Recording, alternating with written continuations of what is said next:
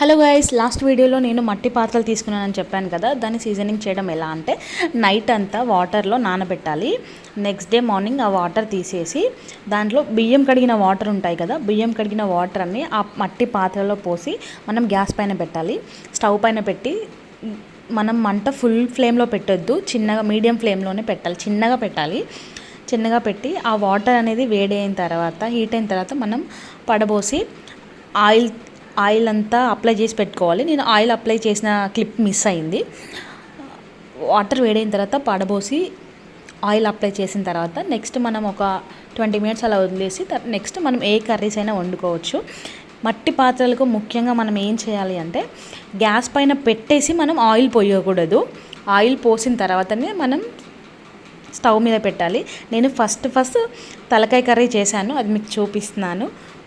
Thanks for watching my video.